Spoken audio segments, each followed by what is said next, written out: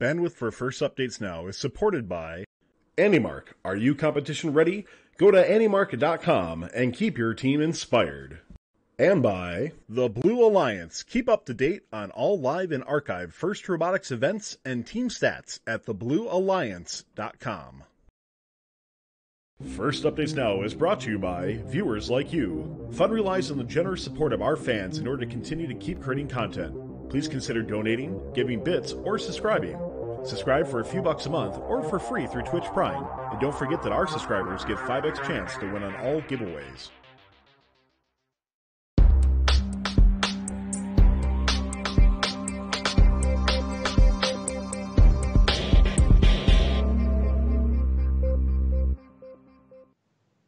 All right. Welcome to our special double-length 1-hour MSC preview episode of InFiMidation.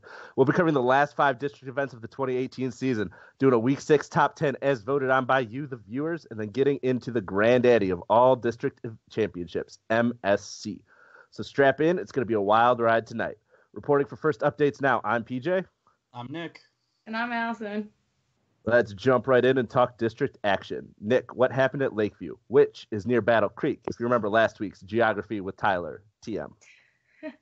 Yeah, so Lakeview saw a pretty traditional elimination round, resulting in the number 1 seed facing off against the number 2 seed. Number 1 consisting of 3656, the Dreadbots, 2054, the Tech Vikes, and 7209, Homer Robotics Club. The number 2 alliance featured 5501, the Bobcats, 2834, Bionic Blackhawks, and 5708, Zebrotics. The number 1 alliance had a pretty easy time going through eliminations. They won all 6 of their matches, eventually becoming the Lakeview champions. 7209, the 3rd robot on that winning alliance, despite winning the event this weekend, will still miss MSC, unfortunately. So one of the few cases where the event winner does not end up making it into the district championship. And then as far as the community awards go, 4327 Q Branch wins their first ever chairman's award, and I think it's actually their first ever culture changing award as well. And then 5535 Bionic Bison win engineering inspiration and will be going to MSC for the first time in their team's history. So congratulations to them. Yeah, and they qualified on points as well. So even though EI doesn't qualify your robot for champs, 5535 will be competing with their robot at MSC. So double bonus for them, I guess. Double bonus. So then next up was Forest Hills. How did that go, PJ? All right. As expected, looking at the teams going in, everybody sort of had their eyes on 3357, right? The Comets already had a couple event wins, already had a chairman's award. They're already rocking 3 banners. And as expected, the Comets were on fire. They seeded first. They picked 2337, the Engineers, who were on their 3rd district event, and then 7248, the Tactical Hams, who will make MSC due to a decent performance at their first event as well. They also won 6 straight on their way to a 4th banner this year for 3357, which keeps them on pace with 302 for most successful robots of the year when it comes to banners in Michigan. The finalist was the 2nd seeded alliance of 3452, the Greengineers, 2771, Code Red Robotics, and 4395, the Dundee Viborgs. Excuse me. The Chairman's Award went to 3618, the Petoskey Paladins, which means 503 goes another year without a chairman's win. This was their 3rd event, their last chance for another year, so this makes it 2 years back. So 503 is definitely, knowing the team, they're going to definitely be evaluating and moving forward, because I know they did a lot in this offseason. I did expect them to pick it back up, but they're still going to MSC with their robot, and I do expect them to pick it up and hopefully be back competing for chairmans next year. EI went to 4967, that one team, continuing their culture award streak going back to their rookie year. If you include RAS as a culture award, then they've won one every year of their existence. A couple years they've won 2. So good job to 4967 and 3618. Allison, what happened up in Alpena? Yeah, like remember last week, Alpena, way up north.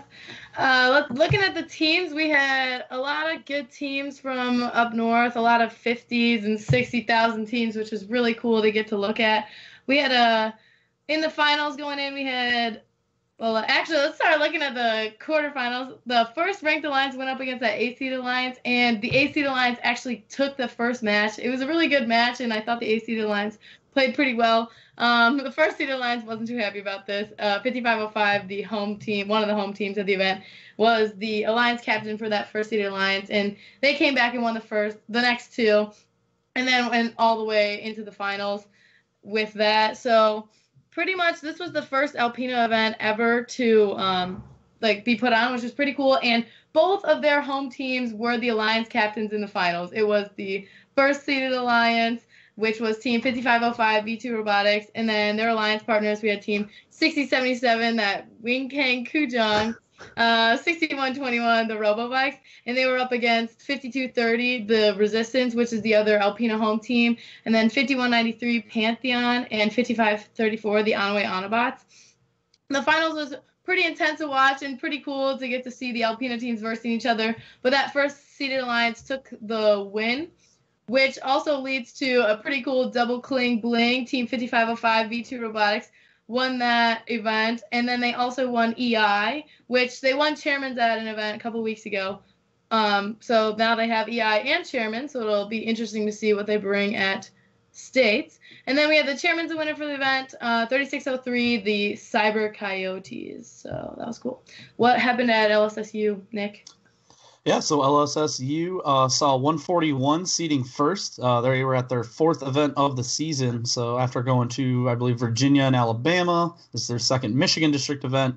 They went on to pick 4391 and 4988. But unfortunately, the number one seed got knocked out in the semifinals by the fifth alliance. And that fifth alliance composed of 1596, the Instigators, 2586, Copperbots, and 5714, Accidental Success. They went on to face the number two alliance of 5084, Team Fridgebot, 4392, the Deceivers, and 5878, the Great Lakers, in the finals. And it did end up being the number two alliance beating the number five in two straight matches. And once again, like we had earlier at Lakeview, the third robot of the winning alliance, that would be 5878 Great Lakers, despite winning the event, are unfortunately not going to be able to have enough district points to make it to MSC. So congrats to them for winning the event.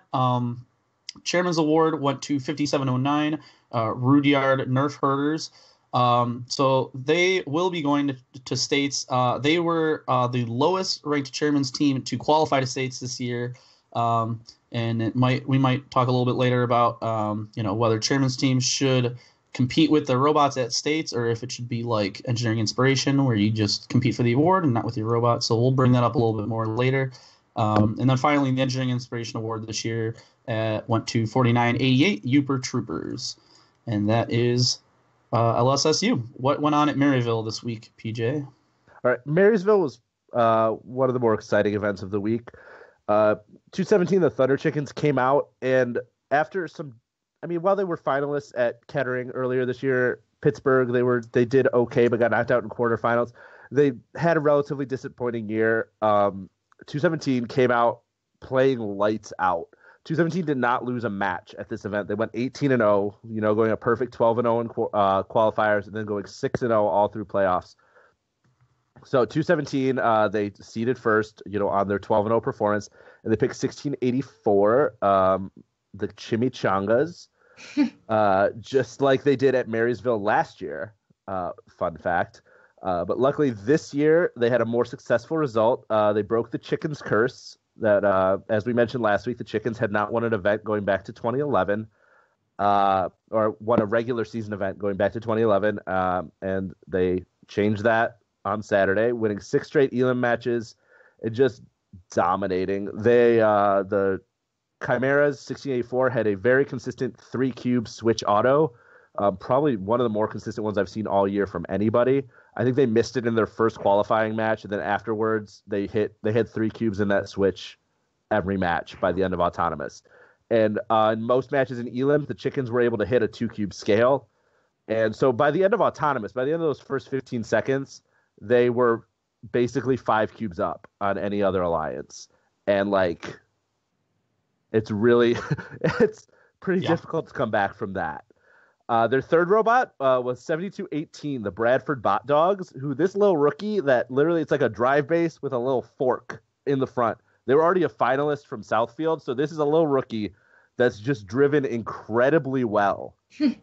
One of the better exchange bots. They're just able to just tear that pyramid apart. And they're already a finalist. So this little rookie bot that shows what you can do with driving and a single manipulator now has 2 medals this year and will be going to states. So I'm really excited. I love them to death. Like their team is, I think they've got like 2 students, and they've got like 2 students and a mentor. Like that's it. Like they needed really impressive. They needed somebody else to be their human player on Friday because one of their students wasn't there. So I think somebody from House of Cards played as their human player. So they're a tiny little team. I don't know. I love them to death. In the finals, they faced the number 2 alliance of 3668, the Trobot, 1718, the Fighting Pie, and 5167, the home team, the Vibots. And unfortunately, 3668, even with this finals appearance, is going to miss MSC because this was their 3rd district. So even though they made it, they were the 2nd-seeded captain, made it to finals. They did not do super well at their 1st district event. And since this was the 3rd, it doesn't count for points. It's one of the unfortunate realities of the district system that they won't be getting the invite to MSC, which their robot was pretty impressive. They've gotten a lot of issues, and I wish I would have been able to see them this weekend. For chairmans, the award went to 2604, beating out 1718. This is 1718's first chairman's miss since 2009. But they did go home with EI, which gave them that sweet silver cling bling. Cling bling. With the finalist and the EI medal. And so even though they'll be competing for EI at states, but coming off, they won the MSC Chairman's Award last year and have won it also in the past. I was very surprised that, once again, we've had a lot of chairman's surprises and upsets this year, which we'll be talking about chairman's in a little bit. And I was just another surprise coming out, especially because I'm pretty sure it's always interesting because I'm pretty sure 1718 started 2604 back in the day. So it's always interesting when the team beats their parent. So yeah, Nick, what do we have next? All right, we are going to move on to this week's FRC Top 25. The top 10 teams in Michigan from the FRC Top 25 poll for Week 6, voted on by you, the fun community. So we have our top 25 for this week, and I don't think any huge surprises, but let's see what your guys' thoughts are. Do you guys think everyone kind of ended up where they should for the most part? My biggest surprise was that we had a 3-way tie for 7th. So, which I just didn't think was going to be possible, but interesting nonetheless. My one being nitpicky, because I feel like, I don't know, I always have to move one, right? Is I would probably move 1684 above the 777 cluster, just because their switch auto was so dominant and they play so well. Their switch and exchange play, and even when they played the scale, they are not super tall. So if their alliance was already losing the scale battle, they struggle a lot. But all in all, they're still a good team on the scale, and I'd probably move them above that 777 cluster because they're right around in that 34-52 tier for me. I totally agree with that. Just because that 3Q Baton really puts them ahead. Yeah, I don't know. Another thing I want to say, I definitely agree. 217 played a great game, so that was a good spot for them. But 23-37, I thought they did pretty great for this event. What did they play at? Marysville? Forest Hills. Yeah, I was watching their matches. I was super impressed by their Auton. I'm pretty sure they had a 2-cube scale Auton that was going pretty well. Yeah. Another thing, I don't know, 10-23 could be a little lower personally, but they played well this week too. So, yeah. But yeah. Yeah, I do agree with that. Bedford's there's a little bit of name recognition play, I think, coming into play there. But I mean, they played well, but I don't know if they played 4th overall in the state well. I almost think maybe Comet should be number 1, just with how much they've been able to win this year. Being one of 2 teams, and they really did. I mean, yes, 2 of them were with 302, but they still looked really good. It wasn't like 302 was just doing it by themselves, so they looked really good. So it's tough to not have them as number 1. Obviously, 217 I thought looked really great this weekend. I kind of always thought they had that potential throughout the whole year, and they just hadn't quite put it together yet at like Kettering 2, and I believe they were at Miami Valley earlier this year. They were at Pittsburgh. Pittsburgh, yeah, I knew it was a regional. So I always thought they had that potential, so it doesn't totally surprise me that they were as good as they were this weekend, but maybe Comets probably should have taken that number 1 spot. Yeah, it's tough, right? You know, it's apples and oranges because it's hard when they haven't played against each other. But right. I think I do have to agree after seeing, like I said, 217 played lights out and blew my mind. I did not expect them to be as good as they were at Marysville because I was there this weekend. But 217 had to improve to this point, whereas the Comets have been at this point all year. So I guess that does give them the slight edge of at least a consistency argument. Mm-hmm. Yeah, I feel that. all right. But if you like nitpicking lists, just wait because it's gonna get real fun soon. Yeah, pretty much. All right, so we're gonna take a look at MSC, and really there is just so much to talk about, and not enough time because there's so many great teams that get to go, like 158, 160, yeah, and some chairman's teams. Anyway, so we're going to break up our discussion into multiple parts. We're going to discuss the good-looking scale bots that PJ and us and other people have looked at the past couple of weeks and watched a bunch of matches for. We're going to look at different exchange and switch bots, and then those teams with that double climb assist, and then also the strategy of just like the single climbs we'll talk about a little bit and how well teams are doing that and the strategy for that. And then we'll end it up with some chairman's talk and culture talk and just a little bit more about Michigan State competition. But the first thing that I think we want to talk about is like, what are we really going to look for and what do we think is going to win this like Michigan State competition? Like, what's this winning alliance going to look at? I'm going to pause for a second before we jump into that because I realized I should have put this. But for those who don't know, anybody watching who's not from Michigan, 160 teams go, and there's 4 divisions, basically 4 divisions of 40 teams. So it's sort of, you know, the old school champs back when it was only the 4 divisions down in Atlanta. So it's 4 divisions, and then each of those divisions have a full ranking, full playoff, and then the winners of those 4 divisions meet and play to be the MSC winner. So for those who don't know, that's how MSC works. Now, MSC winning alliance, I guess since I'm already talking, I'll just keep talking.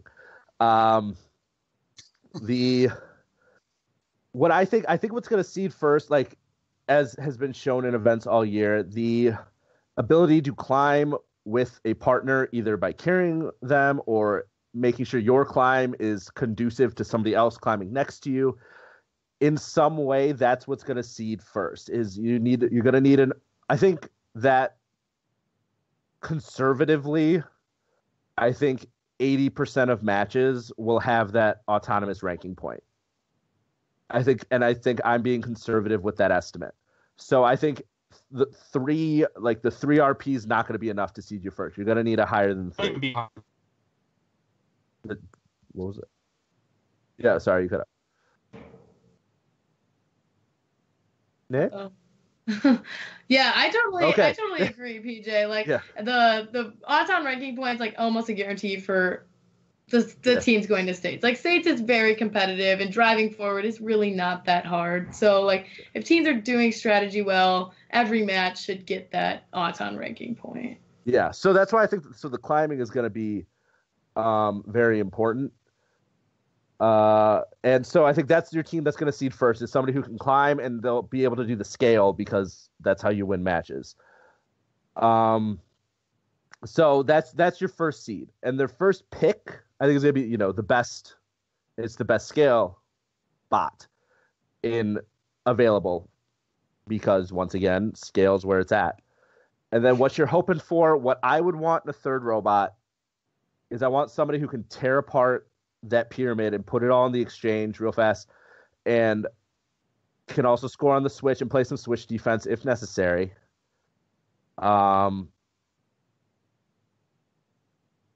don't know. Yeah, so I don't know. Like, looking at the third robot, I definitely think they're going to be looking like, I mean, clearly not every alliance is going to get like a perfect robot who can do the switch exchange and the scale when necessary. So like the third robot, a lot of teams are going to be looking for like this like solid switch exchange bot, right? Like they're going to want, like the fast ones who can like play hard on the switch. Like we've seen a lot of teams like that, and we're going to talk about some teams that we've noticed more pretty soon, right? So yeah.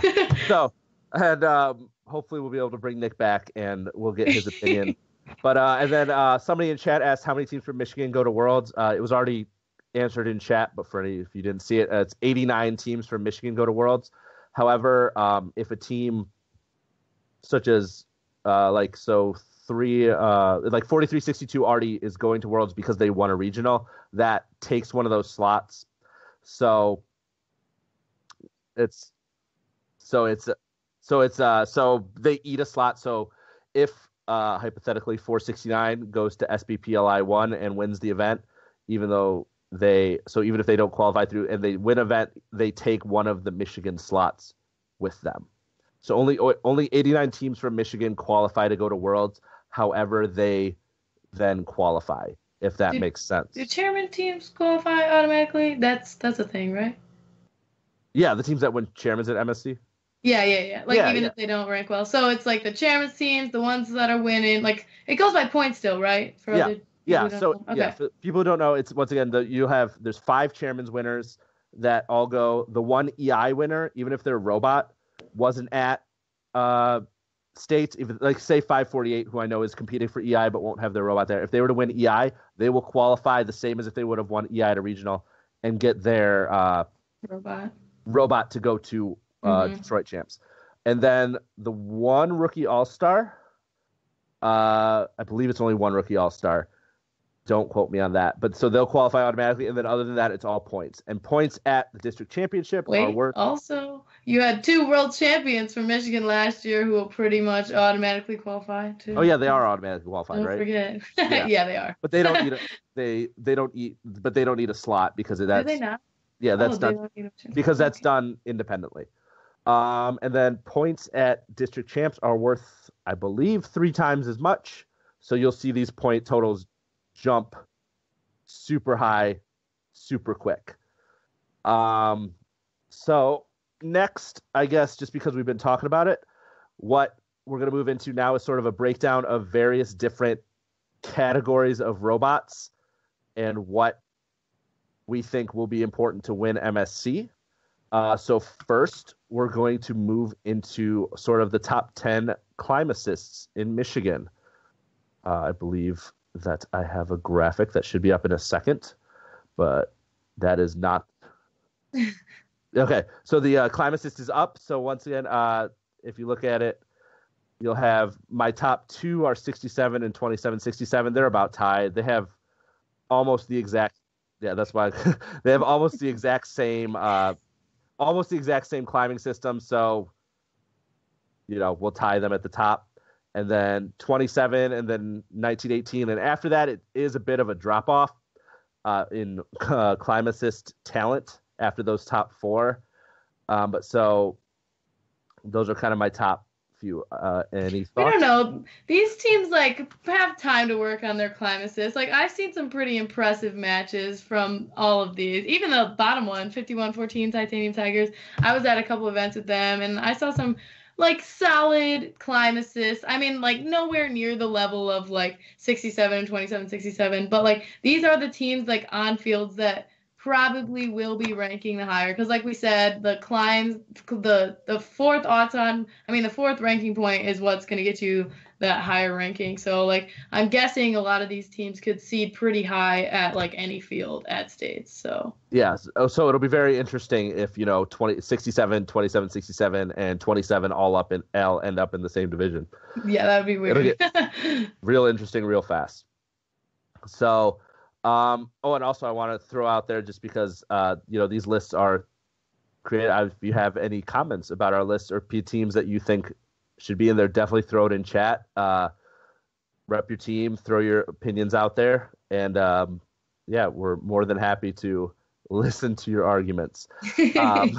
But yeah, I mean, like a lot of these things are like super up to debate, and like they're all opinion based. So like definitely like hype your team up. Like if you think your team's gonna kill it at states, then just like let other people know. yeah. And then one thing I want to throw out there is I do like 1918's climb a lot because they do have a triple climb, and unlike 1025, who's really the only other triple climber in Michigan that I can think of, 1918, I've seen them climb with only one person on one of their ramps. So even if they're unbalanced, they can still make the climb, whereas 1025 is not able to do that. So good for 1918. So then we can move into what Tyler already spoiled for us a little bit, and we're going to talk about our top switch and exchange bots. So this one was hard to come up with because we tried to keep. It's hard because a lot of the good scale bots I'm sure would be good at the switch and at the exchange, but they almost never play it. So it's hard to you can't really I'm sure 2767 is fantastic if they were ever decided to play the switch, but they never do because they play the scale. So just a quick rundown of our top 15. We've got the Robo Jackets up there. We got Chimeras, Engineers, House of Cards, Flying Toasters, Killer Bees, Hammerheads, Megatron Oracles, Big Mo, and then Hollywood, who's a rookie, Bravebots, Speed, Irish Robotics, another rookie, CC Shambots, the Fully Freeze, and then the Bradford Bot Dogs. So we actually have 3 rookies on the Switch Exchange, which is very interesting because it's a couple of those, because I know Irish Robotics, they're an every bot. So they did the every bot, sort of the scoop fling over the thing. And they were a finalist at Gull Lake and I believe semi-finalist at their other district. So I know, let's see. Actually, they won. What am I talking about? They won their other district. With 1918 and 2767. So they have, once again, they're a rookie with just like 7218. So they're a rookie with 2 medals, just the same as 7218. And then 7211 Hollywood, they were a finalist at an event, and then I believe a semifinalist at their other, because I think I was getting them mixed up. Another one, they're not quite an every-bot design, but it is very similar. I think Allison, I think were you at the Kettering event that Hollywood competed at? I don't remember if you were at that one or the other one. I think it was the other one. Okay. Yeah. Figure that out. Yeah, I don't know, but I've seen a lot of really impressive rookie bots really come into play at the Switch and Exchange. I know people think it's not as cool as the scale, but it is just as important in this game.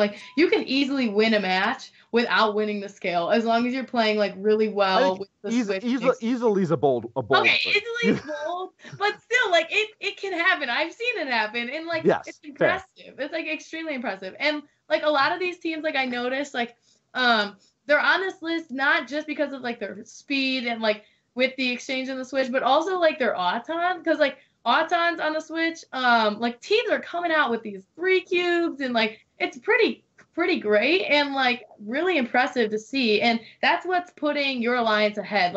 Every cube that you get on an Auton is an advantage, you were talking about earlier, and that's really gonna put you ahead of other teams in a match, because if you already have 3 cubes on your Switch, there's no way they're gonna win that back. You have a 3 cube advantage unless you're completely ignoring your Switch for some reason. You're gonna get that constant point stream, which already puts you ahead. Yeah. So because we've seen at the highest levels of play, right? It's not so much what's happening on the scale. It's almost who's able to control their opponent's Switch. It's who's able to stop their opponent from getting points. This is what we've seen in up to this point in the highest levels of play. Yeah, because that scale is going to be back and forth, super balanced, super close. Yeah. But if you're doing the balancing of the scale and you go over on their side of the Switch and you're playing strong defense, then that's how you're going to win the match. At the highest levels of play. Yeah, and then another thing that there's a theme between a couple of these, because I know 226 is this way, I believe 314 is, and let's see, 910 is teams that can score on both sides of their robot. Because that's the best. I mean, if you want to tear apart. I mean, you want to tear apart that pyramid as fast as possible. That decreases because 35-38. That's the other one I was thinking of. Like that's why 35-38 is so dominant. 35-38 is on both of these lists. Spoiler alert, because they're one of my favorite robots in Michigan. But so there's the teams that can score on both sides, which is incredibly valuable for putting them in that exchange. And the other thing a couple of these have in common is because I know what Nick pointed out, even though he's not here, so I want to we'll share some of his opinions. Is one thing that Nick pointed out was he wants a robot for like a good robot is a lot of the good Switch robots. They don't have to lift an elevator to score on the Switch. So these are teams that on this list, 1684, 2337, the ones with roller type claws that sort of spit out as opposed to lifting up on an elevator and dropping. So I said that's the 3538s, your 1684s, your 2337s. I know 33 does it. Like 314's a shooter. They're not the best on the scale, but they do hella work on that Switch. They're really fast on the Switch and Exchange. It's like any robot who can like flip their cubes, like that's a huge advantage. And we're seeing that in the best robots, like they're able to do that. So like it's pretty, Like I said, 314 and 226 are they're two little tiny. 226 hasn't shown shooting ability, but I have been told that they can shoot in the vein of 314. Don't know if it's true. I think Big Mo just likes messing around with that shooter, but like I'm guessing at States they're gonna be whipping out that exchange Switch strategy. So for sure. Because like I said, they're weaker on the scale. So if they're gonna play what you want to do when you get to MSC, you don't have room for error, right? You want to play to your strengths. So. And that's for Big Mo. That's going to be a Switch exchange role.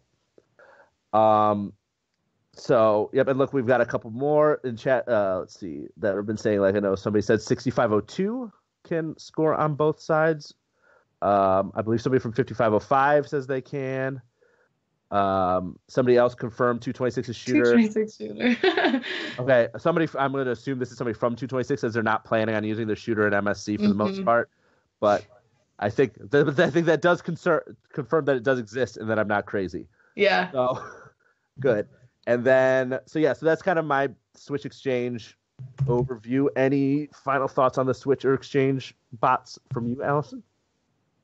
Nope. I mean, pretty much I'm like excited to see what all these are gonna do. Like a couple of them are like majority like scale bots, but they're excellent at the Switch and Exchange. So like it's gonna be interesting to see like who's gonna actually be playing on the Switch and like who's gonna be the best performing at it. So yeah. I mean, we can move on to the scale though, because like looking at a lot of these teams, I'm thinking a couple of them are gonna be on the scale bot list, which is gonna be pretty cool too. I want to say 3 or 4 of them are. So if our producer would queue up our scale list, and we can, if our producer Tyler, because he wants to be referred to by name, so our top scale bots, and I feel like this one invites, let's say it invites debate. Yeah, so, like just come at us. So feel free to, because this was put together by us and a couple of other. Tyler's being weird in chat.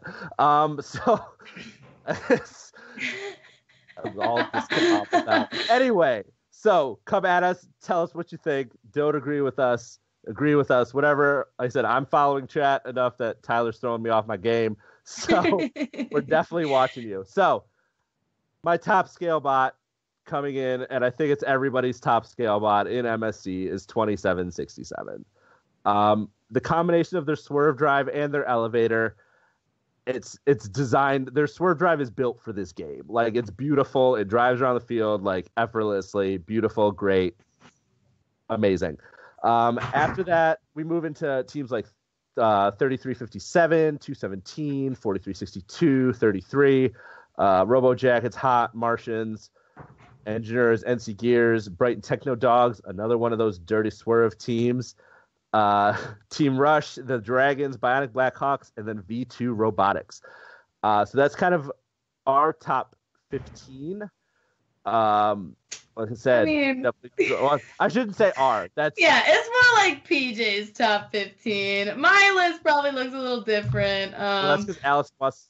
I mean, I don't have my exact list out here, but like, there's definitely a couple teams on here that like I've seen at events that I'm like, And they're good. They're good. They're like probably top 50 scale bots, you know, like but I'm like a lot of these teams, 35-36, I saw pretty impressive matches from them and like autons from them that like some other teams on here I haven't seen.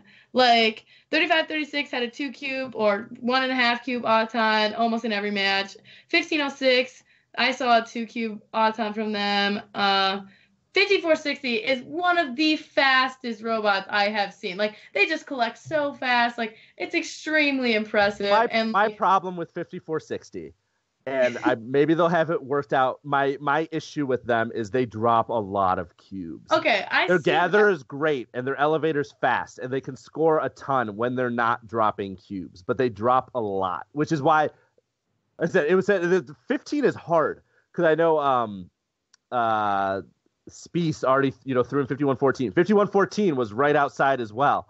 Teams like 5114, 4003, who has 2 events that they've won, but I've watched, and I'm just not super impressed. I don't think they're going to hold up at the highest levels. Yeah, I don't see like event wins. I don't see event wins as like something that is like makes you a great skill bot automatically. And like, so I get that. And 4003 is good, but I totally agree with you on like it's going to be really hard for them to keep up with like the top level play. But like the drop cubes thing in your top 15, I'm seeing a lot of teams where I've seen dropped cubes like 27, like 27. I saw dropping a lot of cubes. I don't know, like correct me if I'm wrong, but like I don't think I watched their last event, but the first 2 that I was looking at, I saw a lot of dropped cubes. 2834, a lot of dropped cubes.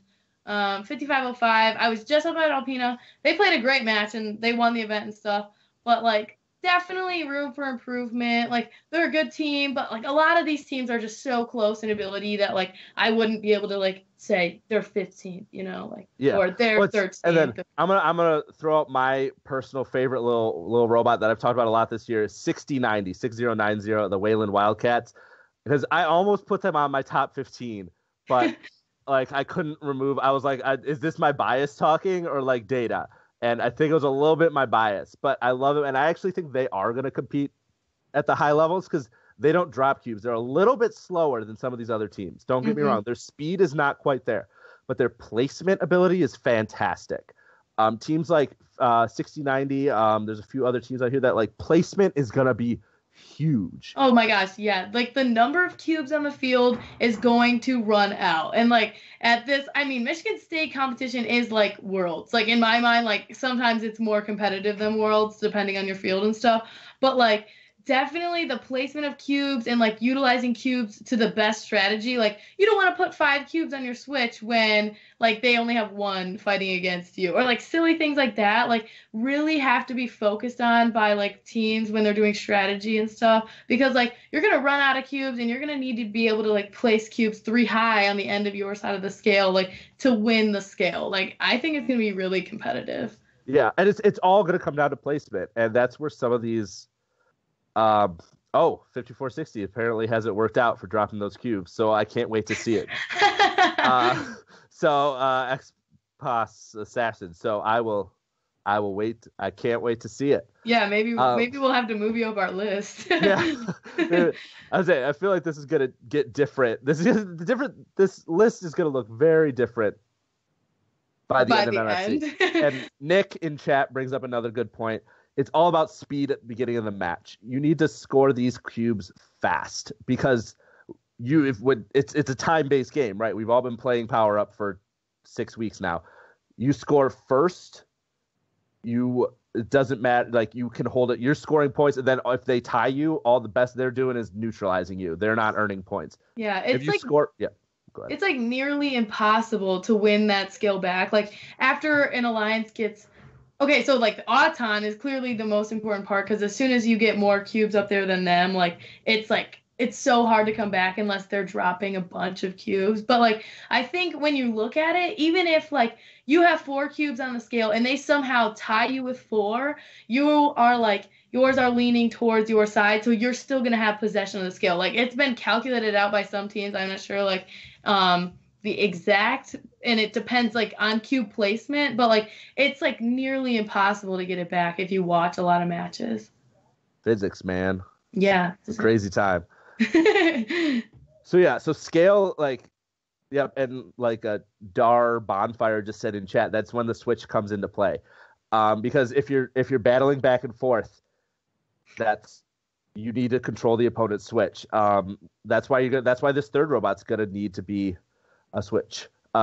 Declues, unfortunately, I do not have a list for best autos. Yeah, that would have been a good idea. That would have been a good idea, but I could only watch so many videos. I mean, we can probably list a couple right now, Yeah. like, to be honest. Like, the 3 cube switch autos, who had those? 1684 is consistent as heck. Like, Yeah, 1684 might be my favorite auto. Definitely theirs was super consistent. I think I saw Bedford at a couple matches trying to go for that 3 cube switch. And then I think Michigan, I have not seen a successful 3 cube auto. Has anybody else? And on the scale. Nick! Oh, Nick's back. Am I back? Can you guys hear me? Yeah. Yes. I'm alive. All right. Nick, real fast thoughts on all of your thoughts on the Climb Assist, Switch Exchange, and Scale Bots. Go. Score cubes fast and win.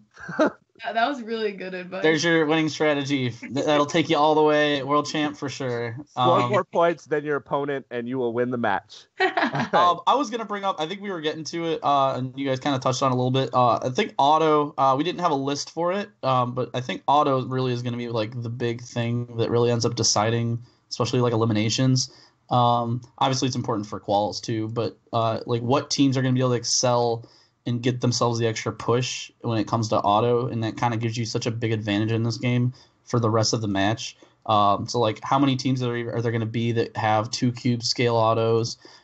We started seeing more and more of them pop up over the last couple weeks. Like, I don't know if we'll see any 3 cube autos. I don't know. I feel like that should be a challenge for like all Michigan teams. Like, there's teams down south, like going to Houston Worlds, that have a 4 cube auto. Okay, like I think our programming. There's hold on. Let's be fair. There's like there's one team that has a 4 cube Okay, auto, well, like, and we all know who it is. There's one. Okay, well, let's challenge all Michigan teams like right here, right now. Like, give me that 4 cube auto. Like, I want to see it. That's what I want to see. I'll take 3 cubes. I'll take consistent 3 cubes from as many Michigan teams as we can get. I think there's probably only a few out there in Michigan that will probably be able to pull it off, especially by this weekend. Mhm. Like I'd be surprised if Strikeforce doesn't show up at States with one. That would deeply surprise me. And there's probably a couple others on this list, but I think it will be pretty hard. I think teams have found that as you go further along in auto, doing those moves to the 2nd cube and the 3rd cube, without having some kind of tracking or something, It gets pretty hard. And also to be fast enough, you have to score on the side of that scale plate. And with the way the lines are for the null zone, like your margin of error, if you have a lift that has to go up, the margin of error between being legal inside the null zone and like being not hitting the scale is like 3 inches. So if you go too far, you're going to kill your robot on the scale. And if you don't go far enough, you get a tech foul. And so when you're trying to go that fast to get 3 cubes off, it starts to get really difficult. So it might be tough to see a lot of teams pull it off. Yeah, also, like, traveling to go get those cubes gets you, like, dangerously close to that platform, and I've seen a couple robots tipping over during autoton, which is so unfortunate because, like, you're out almost for the rest of the match unless somebody can help you get up, which is, like, possible but unlikely. But, yeah. So, like, all right. So, real quick, I'm going to talk about chairmans. 'Cause that's kind of my last little top 10 list. Those who don't know, I mentioned it before. There's 5 chairman's awards given out, 26 teams in contention, 10 newcomers to the scene. In my opinion, I've watched a lot of their videos, sort of looked into what a lot of teams are doing. In my opinion, none of the new chairman's teams are likely to win, but this has been the year of chairman's upsets, so don't get me wrong. I would not be surprised. My favorites going in have to be 28, 34, 245, and 66. They've all won chairmans for the last at States. They all won MSC chairmans last year, and I believe they all won them the year before that as well. 245 I'm not sure about, but I know 28, 34, and 66 have won them 2 years in a row. Also up there in my next sort of tier are the Nerds, 33, and Torque, all very strong contenders. 33 actually has the most MSC chairman's wins of any team going. They just haven't won any since 14. Yeah. So 2014. So they're on a couple-year dry spell, but I do think they have the program to pull it off. My next tier, you've got 226, you've got the Toasters, you've got Code Red, you've got the Charge. All these have been doing it for years. And then my main chairman's dark horse, if there's a team that's going to win, that's a new team, I think it's 5505. I do think V2's been doing it. They've got a couple engineering inspirations. This is their first year for chairmans, but they've got a couple engineering inspirations. They're doing a lot up in the up north Alpena area. So if there is a new team to take it, I think it's going to be 5505. They did win EI and chairmans at events this year, which is pretty impressive. And they hosted their own event. I know they do a lot up north, so could be interesting. Yeah, and I talked to them. I got to talk to them some at Windsor because they were one of the 4 Michigan teams going to Windsor, and I was really impressed with their team. So I would definitely, if there is going to be a dark horse, that'd be a great one, I think. But yeah, I think overall, PJ, you kind of nailed everything as far as the teams on this list overall. But as we've learned, especially last year, you really don't know how it's going to go. There's always surprises. And unlike with robot, at least with competition, we get to see the robots on the field. It's pretty objective. You can kind of have a good idea of who might do well. But with chairmans, a lot of it, you can know what the teams are doing, as far as what outreach they actually do, but you don't necessarily know what their presentation is. You haven't read their essays. So it's tough for us to know just how good some teams' submissions are this year. So there could be teams that jump out of nowhere and beat some of the favorites. As I said, that's happened all year. I mean, 47-76, right. We talked about a lot when they won at Milford. We talked about 9-10 upsetting Team 68 when they did it. We talked about 302 upsetting 503 and 548. So we've been talking about chairman's upsets all year, and then that sort of leads into a question from chat.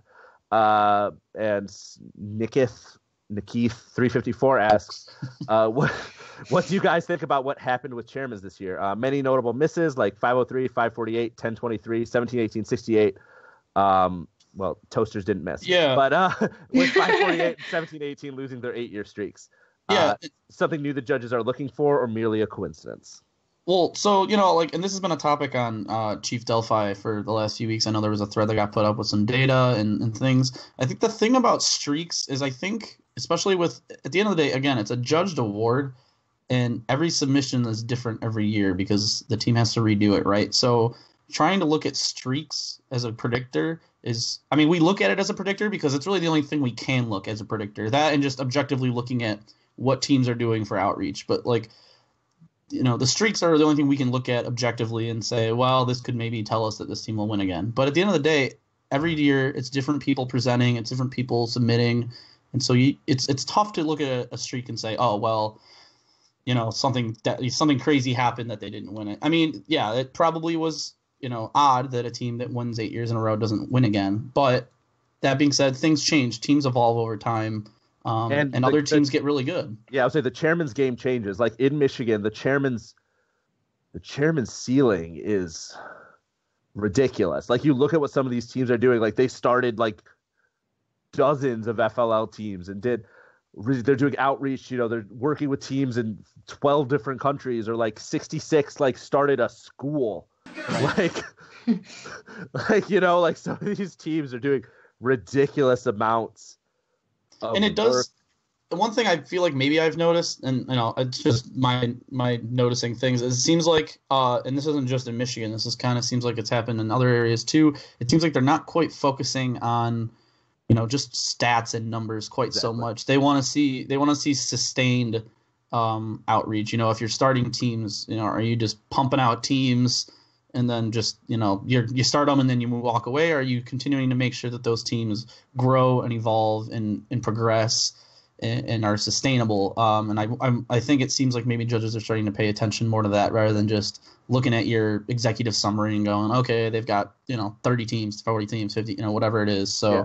Especially because that's so easy not to lie, I would say, but to not I started an FLL team. What does that mean? Well, yeah, and the thing about that is they define it online, right? There is definitions of what, if you're going to say start, if you're going to use the word start, it will literally tell you online what you have to have done or there's a couple different options, I believe, on what you had to have done to consider starting a team. So the question is, are judges actually knowing those definitions and paying attention to that, or do they just take it for whatever the team wrote? So and maybe that has become more prevalent now.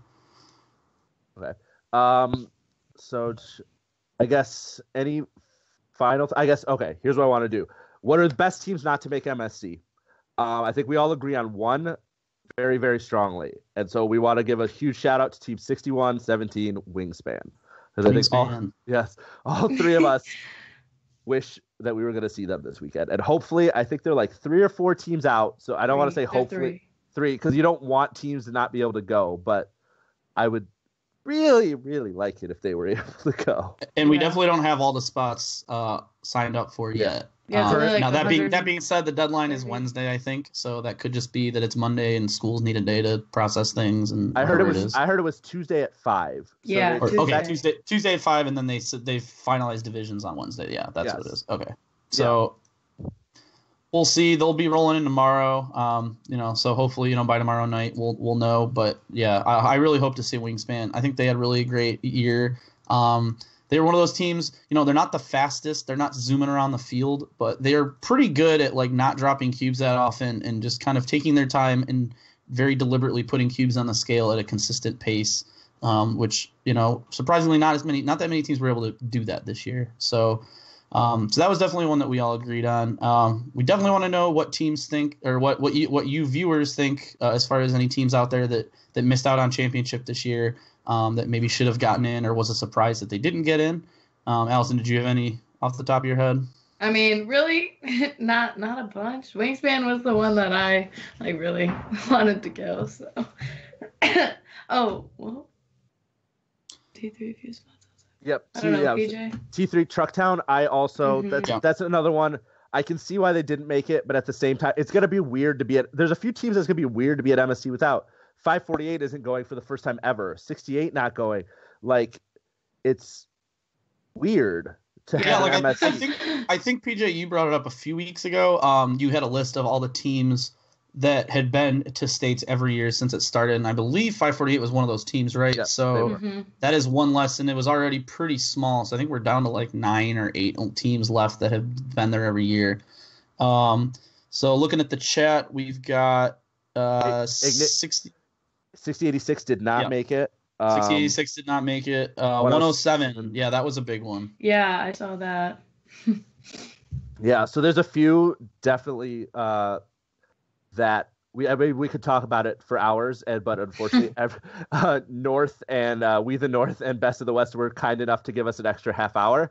So unfortunately, so that's very kind of them, and we do appreciate it. Let's. I don't know if we have time for our quick discussion topic. So real quick, Tyler we just wanted to talk about. Thank you, Tyler, as well. You were going to get thanked in a minute. Yeah. So we'll give out thanks at the end. Real quick though, we wanted to talk about. I kind of mentioned it earlier when we were doing recaps. Is should the Chairman's Award automatically qualify you to compete at MSC? So the Engineering Inspiration Award, when you win, you get to compete for the award at Michigan State, but you do not compete with your robot at all. Chairman's, however, you do. So, we're interested if anyone thinks that they should or shouldn't. We don't have a lot of time to take chat feedback, but we can keep the conversation going after the show's over. I don't know what you guys have any quick thoughts on that. I'll keep it reserved for chat just because I'll get started on a rant, and I don't have time to get on a rant right now. Yeah, there's no time. Yeah, I think the one thing I'll mention is, and we kind of talked about it before the show started on our own, is even if you disagree with it or not, I think this is one of the things that I don't ever see it ever changing ever, just because HQ, they value chairmans a lot, right? It's supposed to be the most prestigious award in our sport. So to not have it qualify the team to compete with their robot when you do get to compete with your robot at champs, like if you win at a regional, like for one thing, they want to keep it consistent, but also, if you take that away, I feel like it gives it less value compared to the robot competition, which First has said numerous times, obviously it needs to be the most valued thing. So I don't think that it probably ever happens. Whether, you agree with it or not, we can talk about it in the chat after the show, because I think we're just about out of time. But yep. So with that, we're going to say thank you to everyone who has watched for putting up with us for this extra double length edition. If you want more First Robotics in your life and like what we do, all that we ask is that you let others know about this show and that this is the place to go for more FRC in their lives. If you have a few bucks to share, we appreciate it. But if not, we totally understand and are delighted to have you on board. On behalf of myself, Nick, Allison, and our producer, Tyler, I would like to thank you for tuning in, and thank you to all of our moderators in chat. Thank you to Tyler for helping us get this extra length show going on. Thank you to everybody who contributed information to us. Thank you, like I said, to our friends on We the North and Best of the West for pushing their shows back and letting us do this special for you. Our next show coming up is We the North in right about 5 minutes. We're going to talk to you next week on InFiMidation, and I would be remiss not to leave you with one more thought in honor of one of the greats we've lost, and that is do the math, save the world. Good night, everybody.